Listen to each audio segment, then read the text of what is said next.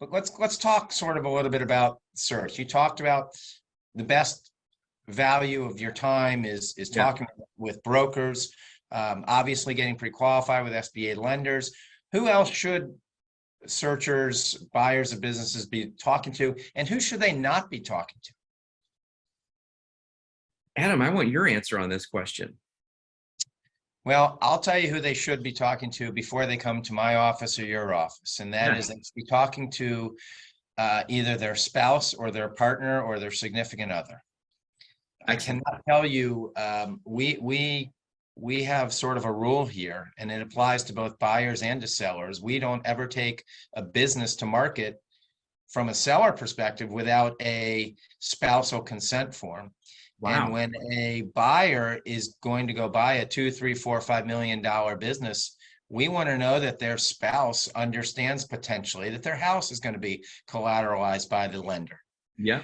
And it's amazing when we bring that up in the first conversation, they're like, I don't think they're going to go for that. Well, I politely say, then, this might not be for you, because any bank is going to look for some collateral, particularly when you're buying an assetless business.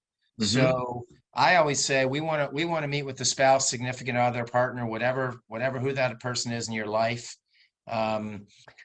because in addition to having money, having that support is vital, or we're all wasting our time. I couldn't agree more. The other thing I would say is a lot of even the hesitation that I had back in 2004 to 2006, like it took me 2 years to find my first acquisition. Okay. The last 3 companies I acquired, just for comparison, I saw the sim on Thursday or Friday, and I was under LOI at full asking price on Monday. I mean, you start to get like a clear sense of what you're after. Okay.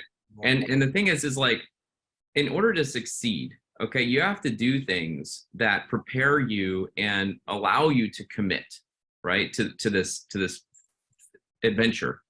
And I think one of the things you're touching on is a critical thing, which is like this is a joint venture with your spouse. The other thing I would do is like, you just really have to understand the business model, right? Because a lot of times people are kind of spinning in terms of like, okay, I'm not sure. And it's because they don't have the tools to sort of feel comfortable, right? And a lot of times whenever I see a buyer get cold feet, right? And I'm talking like at the altar, like, I don't know, like I just don't feel comfortable or whatever, okay?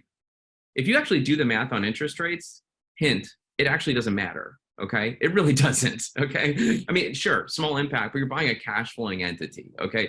The thing is these types of things are not important and should not throw you off balance, right? Yes, if we end up at 20% interest rates, like pump the brakes, but I mean, like, these things don't matter. And the thing is usually it's because they didn't do enough diligence, and so they're not comfortable, right? And even before that, I feel like people will end up spending 6 to 12 months just looking at things, trying to put the pieces together so that the whole business model actually makes sense in their head, right? And so, again, like any kind of educational program, like Buy Then Build, or our free resources. I'm sure VR has free resources. Yep. But you got to understand what it is you're getting into so that you're comfortable to execute. Yeah, I just want to I want to repeat something you said, because I think everyone watching this heard the second part of your sentence when you said, I bought 3 businesses on a Friday, saw them on Friday, and had a full price offer on Monday. Yeah. The first part of that sentence was, it took me 2 years to buy my first business. Mm-hmm. And what I always tell people is, this is a marathon, not a sprint. If you're in this telling me, coming in and say, oh, I have to have a business by the end of Q1, good luck. You're not going to make the right decisions. You're not going to do the analysis that's required. So speaking of analysis, one of the things that I always find, under the SBA eligible businesses, they have a different terminology, SDE and, adjusted EBITDA, and understanding what true cash flow is, and depreciation, amortization. A lot of people have some, what I would say, working knowledge of financials, but you get into small business and small business language from an analysis standpoint. What are some things that you like to always bring up to people, because it is different? And when I get the corporate executive coming in here looking at things, they don't understand, well, why are you adding back one owner's salary? Yeah. And they just don't understand some of these concepts. So talk a little bit about some of the financial terminology that buyers Yeah. need to be aware of. Yeah. Quick side note. I want to share that. So I have this program, the Acquisition Lab. Okay, and we actually it's not easy to get into, is what I'll say. We have about a 25% acceptance rate. Okay, if we don't feel like you're actually capable of being a CEO or a business owner, you can't get in or whatever. So it's a really great group of people. But the thing is that like we go through, it starts with this 1 month intensive, and then we roll people into the search. Okay, and it just gets everyone on the same page in terms of terminology and all the rest of it. And we've had about 350 people go through the program so far. We've just closed about 100 million in transactions, by the way, in the last 18 months. It's been really cool. But about 5% of our membership base ends up being brokers. And it's because of this topic. And what happens is they end up interacting with brokers, and then the brokers say like they'll come back to the lab and be like, I understand this industry, this space better than the brokers do. Right? And we go deep into this subject. But what I would start by saying is there's a difference between EBITDA, adjusted EBITDA, and SDE.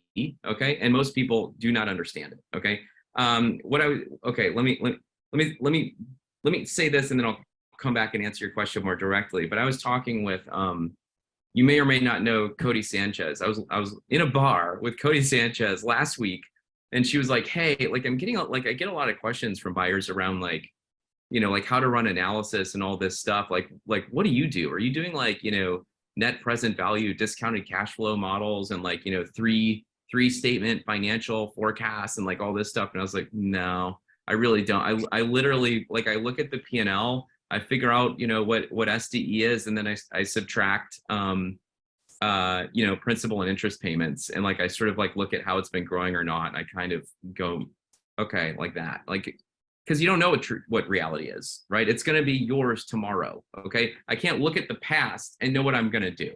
Okay, I know about what it is. I understand the infrastructure. You got to look at the risks and be like, am I comfortable with the risks? Am I comfortable with the growth opportunity? Can I bring value? And then move, right? Go. That's what you're going to do as a small business owner. You're not going to sit around doing, you don't have anyone on staff doing a lot of, financial engineering and things like this. It's hustle, right? So what I would say to that is EBITDA, I could spend a lot, I don't want to. EBITDA is how we judge publicly traded companies. And I think that most people understand that, and they understand the word, okay? And there's a great history behind it, but it's too long to go into here. But the thing is that like, it's basically how do we look at this company and that company and look at their earnings and adjust for management decisions, okay? And that's EBITDA, okay? Then when you look at the private capital market, even the same size, like 50 to 250 million or above, you start looking at adjusted EBITDA, which is sort of like a, what do you call it? Like a remote owner sort of a thing. In other words, there's a management team included in an adjusted EBITDA number, okay? But you're still doing all the add backs that you don't get in an EBITDA, okay? Then you have SDE. SDE is the unit of measure for earnings for, I would say, any small business, comfortably below 25 million. Most of the time you're looking at an SDE number, okay? And SDE is basically, if I am the owner of this black box, okay, then it is assumed that I'm operating it, okay? And if I choose to not work on it and fill in a management team, I'm burning my own SDE number, but that's my choice as the owner of this black box. In other words, what is the total cash flow to the owner of this black box that they can make discretionary decisions about reinvestment, principal and interest, additional management team, growth investments, et cetera. Yeah, people are always amazed. You summarize that well. People are always amazed when I hand them a 2-page definition of what is SDE. The International Business Brokers Association has a definition that brokers like Walker and myself and many other really good brokers across the country, we follow. I mean, it's just like accountants have rules. We follow rules as well, and how, so that way a business that I'm looking at would be valued the same way by Walker or other brokers throughout the country. Well, and a note on that, you and I are very respectable individuals that are educated in the space.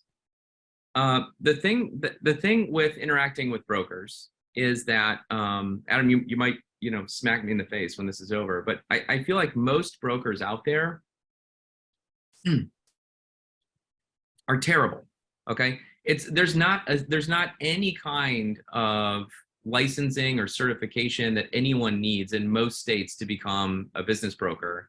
And the ones that do just say like, I don't know, they need some real estate license. Okay. This is a completely unregulated market. And if anyone can understand, like, what if anyone you knew could just become a real estate agent without any kind of licensing, any kind of regulation, any kind of anything, and they just decide like, hey, I'm a real estate agent. They just decide it that day, right? And then they go out and they try to do it, right? So that anyone looking for a business will interact with brokers like that, okay? And a lot of them don't do a lot of work. They just fling a bunch of stuff out there, okay? It's not organized.